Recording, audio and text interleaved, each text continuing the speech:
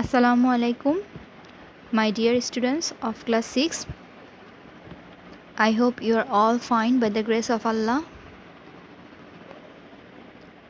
This is Jannatul Firdaus, Assistant Teacher English, Engineering University, Girls School and College. I welcome you all to our online class. In the previous lecture, we have solved the homeworks, model question 21 to 25. So let's start our new lesson today. This is new lecture 9 on model question 26 to 30. As I have given the homeworks from 26 to 30, today is the solution of these homeworks. So let's start with the first one, model question 26. You can open your advanced learners book by Chaudhry and Hussain. There you will get the model questions, and from these model questions you will practice number 2. Here today I am going to explain the blanks here. You know, we have been practicing the uses of prepositions. So let's start our new lesson today.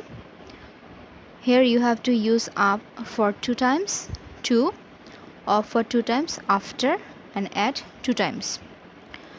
Okay, first one. Dash 2 months no one could see the top dash the bin.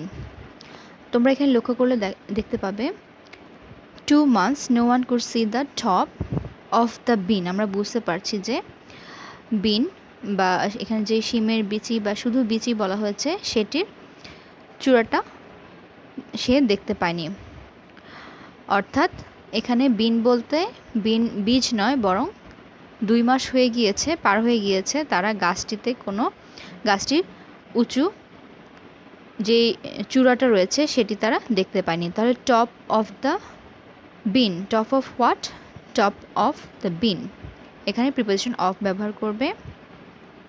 আর এখানে যেহেতু 2 মাস পার হয়ে গিয়েছে, আমরা বুঝতে পারছি এটা আসলে ধারাবাহিক একটি গল্পের বাকি অংশটুকু এখানে দেওয়া হয়েছে। তোমরা জানো যে এর আগের মডেল কোয়েশ্চেনে আমরা পাওলোর এবং একটি শিমের বিচি অর্থাৎ আমরা বিন নিয়ে আমরা একটি গল্প জানতে পেরেছিলাম। তো সেটির বাকি অংশ এখানে দেওয়া হয়েছে। সেই বিনটি বাগানে গেঁথেছিল, পুঁতেছিল। তো তার 2 মাস পর কি হলো সেই ঘটনা এখানে বর্ণনা দিচ্ছে। তা এখানে বোঝা যাচ্ছে যে 2 মাসে এই বিচি থেকে গাছটি অনেক বড় হয়ে গিয়েছিল। সো এখানে লিখবো আমরা আফটার 2 মান্থস। আফটার অর্থ পরে, এখানে ক্যাপিটাল এ তোমরা ইউজ করবে আফটার লেখার সময়। After 2 months no one could see the top of the bean. তো এই বিন গাছটির টপ কেউ দেখতে পেল না 2 মাস পরে। পাওলোস প্যারেন্টস লুকড অ্যাট ইট। পাওলোর পিতামাতা এটির দিকে তাকিয়েছিল। তাহলে এখানে আমরা জানি লুক অ্যাট মানে হচ্ছে তাকানো, সাধারণভাবে কোনো কিছুর দিকে এক দৃষ্টিতে তাকিয়ে থাকা বা দেখা। তাহলে এখানে হবে looked at. All that water and fertiliser but no beans. এত পানি এবং সার দেওয়ার পরও কোনো কি হলো না, তার থেকে কোনো বিনস এখানে অর্থাৎ ওই বিচি থেকে কোনো বিনই তারা আর পেল না। দে সেড অ্যাংগ্রিলি, তারা খুব রাগান্বিত হয়ে বলল। পাওলো সেড নাথিং, পাওলো কিছুই বলল না। The next morning Paolo got dash very early. এখানে আমরা জানি সকাল সকাল ঘুম থেকে ওঠা হচ্ছে, জেগে ওঠা হচ্ছে গেট আপ। তাহলে এখানে গট পাস্ট ফর্মে রয়েছে, পাস্ট ইনডেফিনিট, এখানে হবে up. Got up very early, তাহলে সে পরদিন সকালে খুব তাড়াতাড়ি ঘুম থেকে উঠে পড়ল। The sun was just rising, সূর্য ঠিক তখন উদিত হচ্ছিল। He began to climb up the bean. তো সে কী করলো, এই বিন যে গাছটি অনেক উঁচুতে উঠে গিয়েছিল, তারা কি করলো, সে এই বিন গাছটি বেয়ে উপরে উঠলো। ক্লাইম্ব আপ হচ্ছে কোনো কিছু উপরে ওঠা বা চড়া, উঁচু কিছুর উপরে চড়া হচ্ছে climb up. He climbed and climbed, সে চড়তেই থাকলো অর্থাৎ সে উঠতেই থাকলো। She climbed through the clouds to the top of the bean. সে কী করলো? সে মেঘ পার হয়ে সেই বিনের ওপর উঠতেই থাকলো, অর্থাৎ সে বিনের চূড়ার দিকে যেতে থাকলো। এখানে বিন এর বলাতে আমরা অফ ব্যবহার করব। বিনের তারপর হচ্ছে চূড়া, টপ, চূড়ার দিকে। যেহেতু সে নিচ থেকে উপর দিকে যাচ্ছিল, আর কিভাবে কিসের মধ্য দিয়ে যাচ্ছিল? সে ক্লাউডস অর্থাৎ মেঘের ভেতর দিয়ে যাচ্ছিল, তাই এখানে ভেতর দিয়ে হওয়াতে থ্রু বসিয়েছে ওরা। ক্লাউডস হচ্ছে মেঘ, তাহলে মেঘগুলোর ভেতর দিয়ে যাওয়াতে এখানে থ্রু বসেছে। আর যেহেতু সে টপ অর্থাৎ চূড়া বা শিখরের দিকে, চূড়ার প্রান্তে যেহেতু সে যাচ্ছিল, তাহলে দিক নির্দেশ, উপরের দিক নির্দেশ করাতে এখানে আমরা টু ব্যবহার করব। এখানে আমরা কিন্তু আমরা অ্যাট দ্য টপ লিখব না। যদি অ্যাট দ্য টপ বলে তাহলে হবে সে চূড়াতে গিয়ে পৌঁছেছিল, অর্থাৎ সে নির্দিষ্ট সেই জায়গাটিতে অবস্থান করছিল। কিন্তু এটি তা বোঝাচ্ছে না, এটি বোঝাচ্ছে সে তখনও চড়ে চড়ে, এই গাছটিতে চড়ে চড়ে সে উপরে উঠছিল।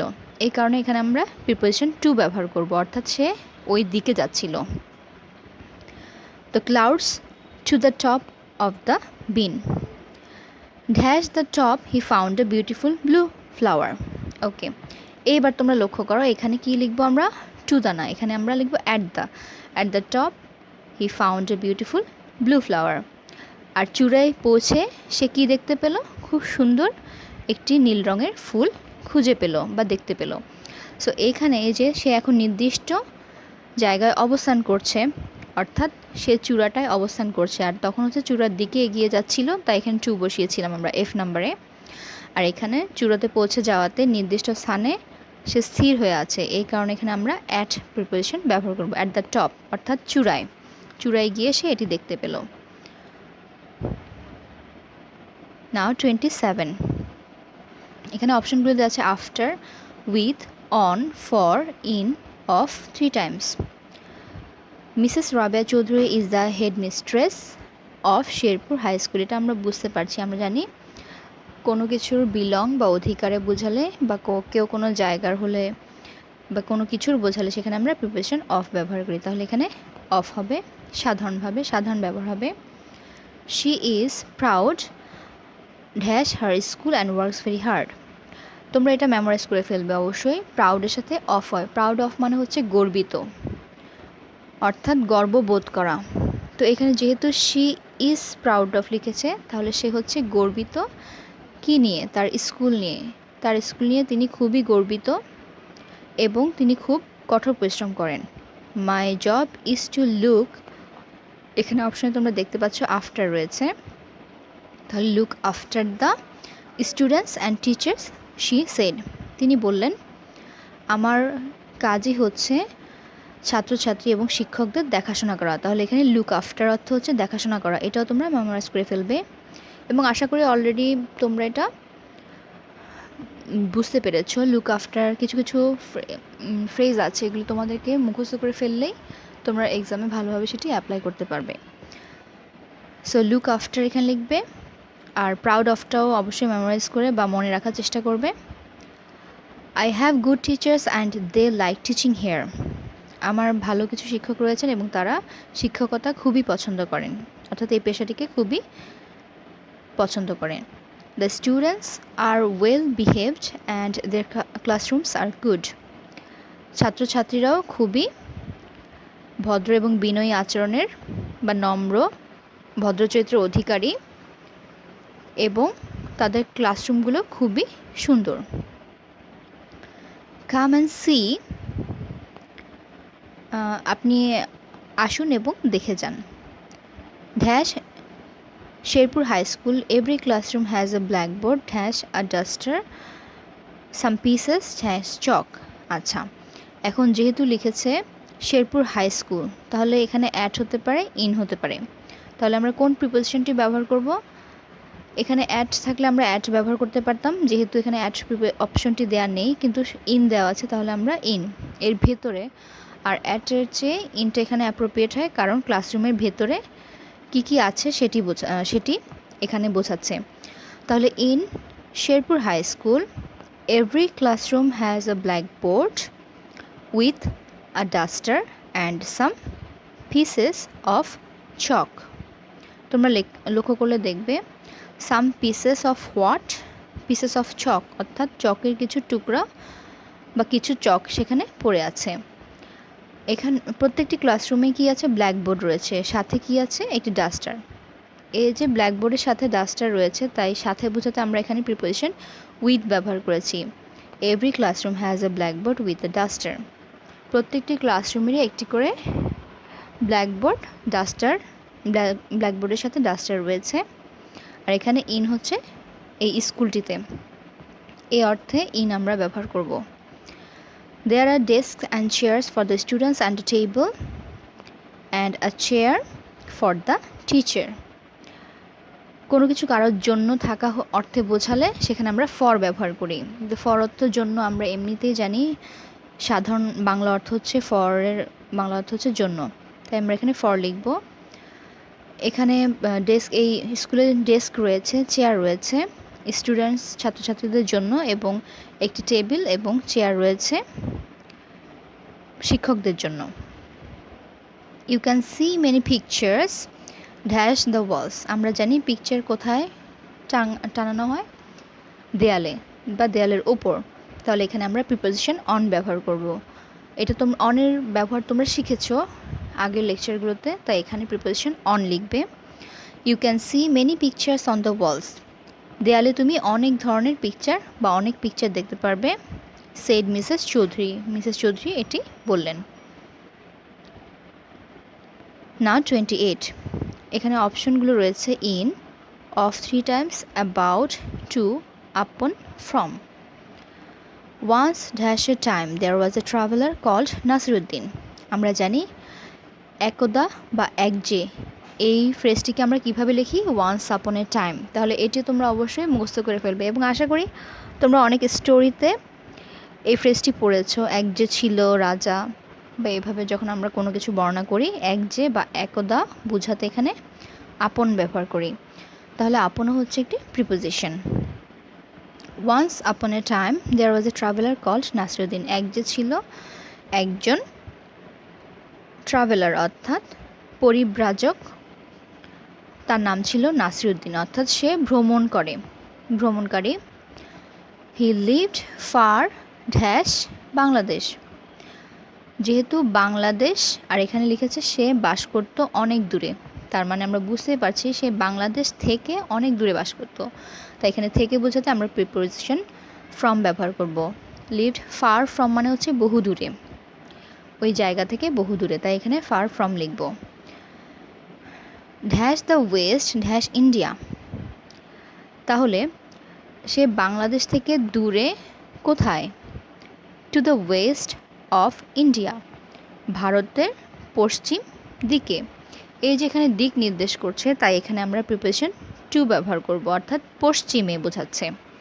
পশ্চিমের কোনো একটি এলাকায় সে বসবাস করত, অর্থাৎ ভারতের পশ্চিমে এবং বাংলাদেশ থেকে দূরে কোনো এক জায়গায় সে বসবাস করত।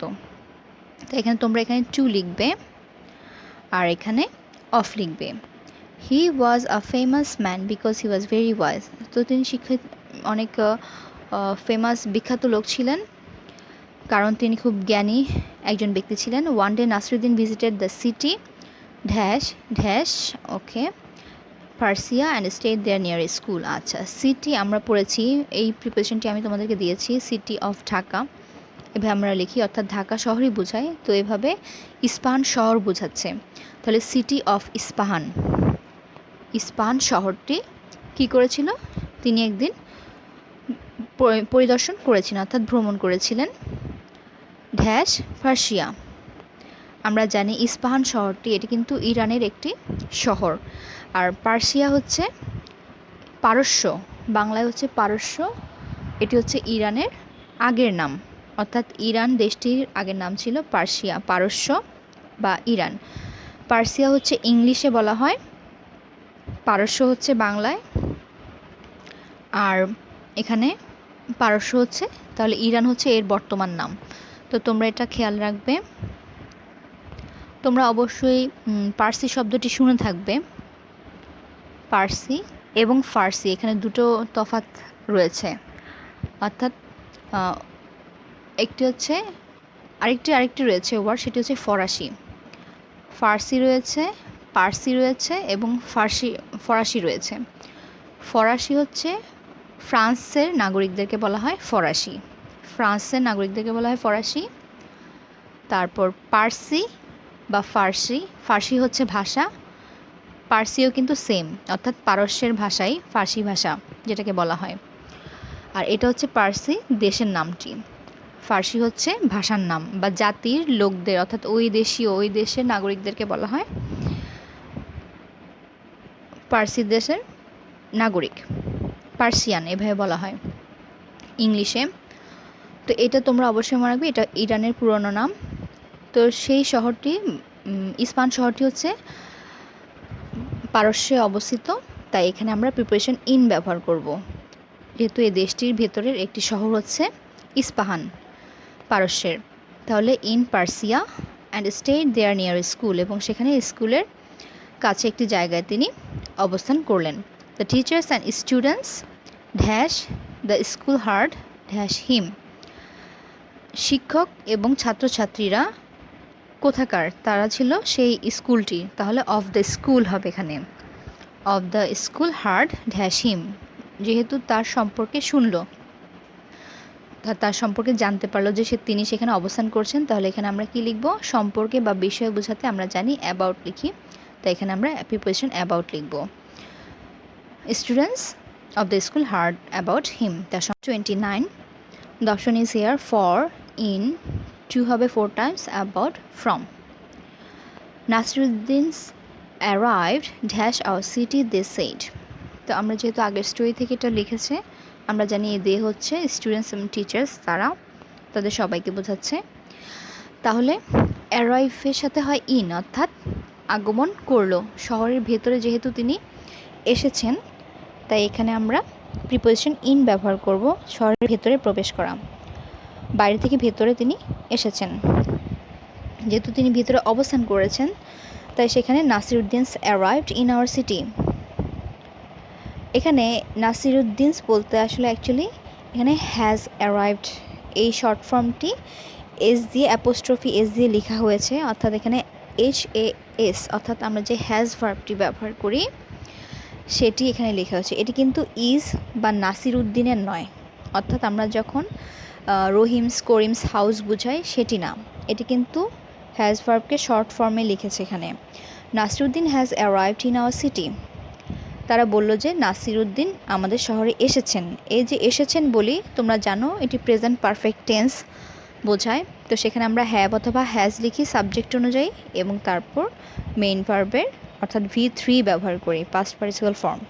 তো এইভাবে এই ভার্বটি হয়েছে, এটা কিন্তু তোমরা বুঝে নিও, নাসিরুদ্দিন অর্থাৎ নাসিরুদ্দিনের না, বরং তিনি এসেছেন, ভার্বের শর্ট ফর্ম, হ্যাজের শর্ট ফর্ম অ্যাপোস্ট্রফি এস দিয়ে লেখা হয়েছে।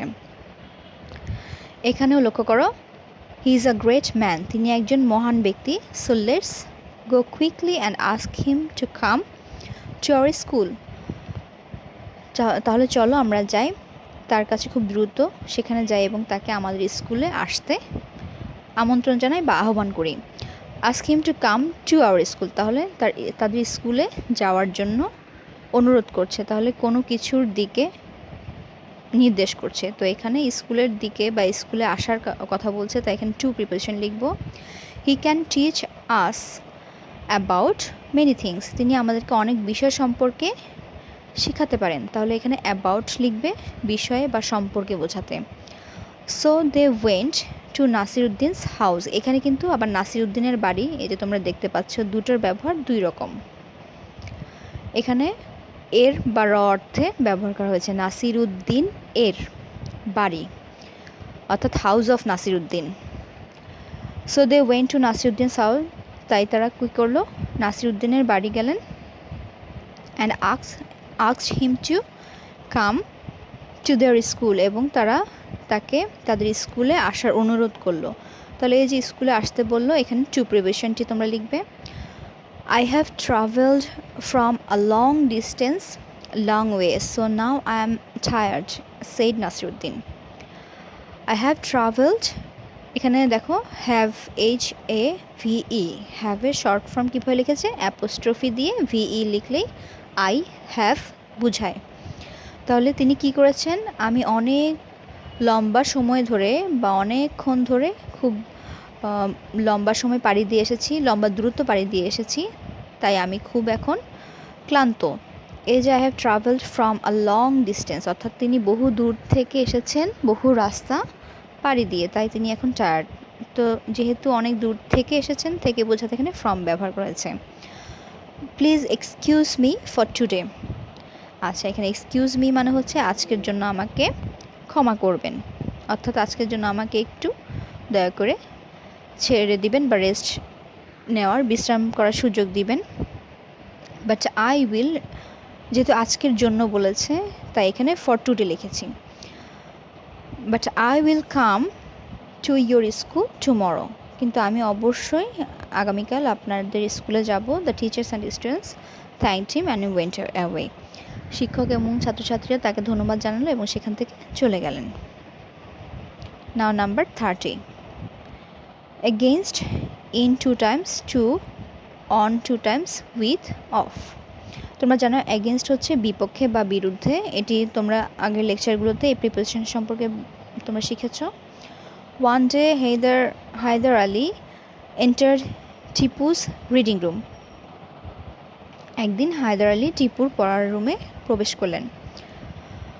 হি ফাউন্ড টিপু অ্যাবজর্ব মানে হচ্ছে নিমগ্ন থাকা, অর্থাৎ কোনো কিছুতে ডুবে থাকা, অর্থাৎ মন দিয়ে গভীরভাবে সেই জিনিসটি পর্যবেক্ষণ করা বা সেই জিনিসটি নিয়ে অনেক চিন্তাভাবনা করা, তার মানে নিমগ্ন থাকা। আমরা অনেক সময় দেখি যে অনেক কাজে ডুবে থাকি আর কোনো দিকে খেয়াল থাকে না, তো সেটাই হচ্ছে অ্যাবজর্ব ইন। আর এখানে পাস্ট ফর্ম লিখেছে অ্যাবজর্বড ইন এ বুক। তিনি টিপুকে একটি বইয়ের মধ্যে ডুবে থাকতে দেখলেন, অর্থাৎ নিমগ্ন অবস্থায় পেলেন, অর্থাৎ সেই বইটি অনেক গভীর মনোযোগ দিয়ে পড়ছিল। He was too attentive to notice his father. তো সে এতটাই মনোযোগী ছিল যে সে তার বাবাকে খেয়াল করেনি। যখন আমরা ওয়াজ টু অ্যাটেন্টিভ টু লিখি, তোমরা টু অ্যাডজেক্টিভ টু এটার ব্যবহার হয়তো আরেকটু বড় হলে শিখতে পারবে, যখন ক্লাস 8 অর্থাৎ আপার লেভেলে যাবে তখন এর ব্যবহারটি শিখবে। এখানে কিন্তু নেগেটিভ অর্থ মিন করে, অর্থাৎ এইখানে এটার সাথে নেগেটিভ অর্থটা আসবে। সে এতটাই মনোযোগী ছিল যে সে তার বাবাকে নোটিস করে নি, এইভাবে হবে এর বাংলা অর্থটি। অথচ যখন ইংলিশে লিখব তখন আমরা একটু হাবোধক বা অ্যাসার্টিভ মনে হবে। The father was highly placed with his son. তার বাবা অর্থাৎ তার পিতা তার পুত্রের এই বইয়ে নিমগ্ন থাকা দেখে খুবই কী হলেন, সন্তুষ্ট হলেন বা খুশি হলেন। তাহলে প্লিজড উইথ হচ্ছে কারোর প্রতি সন্তুষ্ট হওয়া। এখানে প্লিজড যেহেতু প্রতি বলেছে তাই এখানে টু ব্যবহার করার কথা ছিল, কিন্তু প্লিজের সাথে টু হয় না, প্লিজের সাথে হয় উইথ, অর্থাৎ কোনো ব্যক্তির সাথে বা ব্যক্তির ওপর সন্তুষ্ট বোঝাতে এখানে তোমরা উইথ প্রিপোজিশন ব্যবহার করবে। আমরা যেমন কোনো ব্যক্তির উপর রাগান্বিত হলে অ্যাংরি অ্যাট লিখি, তো সেখানে প্লিজের সাথে হবে উইথ, অ্যাংরির সাথে হবে অ্যাট। এই প্রিপোজিশনগুলো তোমরা অবশ্যই মেমোরাইজ করে ফেলবে। কিছু কিছু ক্ষেত্রে অর্থাৎ এই প্রিপোজিশনগুলোই তোমাদেরকে এক্স্যাক্টলি ব্যবহার করতে হবে, সেখানে তোমরা চেঞ্জ করে বসাতে পারবে না। প্লিজড উইথ হিজ সান, তিনি এটি দেখে তার পুত্রের ওপর খুবই খুশি হলেন। He tapped on his son's shoulder and said, "My son, this is exactly what I want, and above everything else I want to see you as a great soldier of the world." আচ্ছা, তিনি কি করলেন? Tap মানে হচ্ছে তার সন্তানের কাঁধে একটু নাড়া দিলেন। তাহলে যেহেতু কাঁধের ওপর সে নাড়া দিয়েছে, অর্থাৎ তাকে ওঠানোর, তার মনোযোগ আকর্ষণের জন্য, সে বইয়ে ডুবেছিল, তা সেখান থেকে তাকে ডাকার জন্য তিনি ট্যাপ করলেন, নাড়া দিলেন। তো tapped on his sons shoulder and said, এবং বললেন যে আমার ছেলে বা বাবা, আমি এটাই চাই যে তুমি সব কিছুর ওপরেই কী হও, পৃথিবীর একজন ভালো সৈনিক হও, অর্থাৎ আমি তোমাকে পৃথিবীর একজন ভালো সৈনিক হিসেবে দেখতে চাই। এই যে পৃথিবীর বুঝিয়েছে, তাই এখানে আমরা অফ প্রিপোজিশন ব্যবহার করেছি নাম্বার ডিতে of the world. He advised his son to put his knowledge two practical use. তিনি তার ছেলেকে কি বললেন? To put his knowledge two practical use, অর্থাৎ বাস্তবিক ব্যবহারের জন্য তার জ্ঞানকে কি করতে বলেছেন? অর্জন করতে বলেছেন, অর্থাৎ অর্জন করার উপদেশ দিয়েছেন। তাকে জ্ঞানটা অর্জন করতে বলা হয়েছে। তো এই যেখানে টু প্র্যাকটিক্যাল ইউজ মানে হচ্ছে তুমি যাতে বাহ্যিকভাবে বা একটি নৈমিত্তিক বা বাস্তবিক ব্যবহারটি করতে পারো, এই যে করতে বলা হয়েছে, তাই এখানে আমরা প্রিপোজিশন টু লিখব। তোমরা অবশ্যই খেয়াল রাখবে, টু প্লাস কোনো ভার্ব যদি আমরা ইউজ করি তো সেটিকে বোঝায় হচ্ছে এটি করতে। যেমন আমি যদি বলি টু গো, তাহলে মানে হচ্ছে যেতে।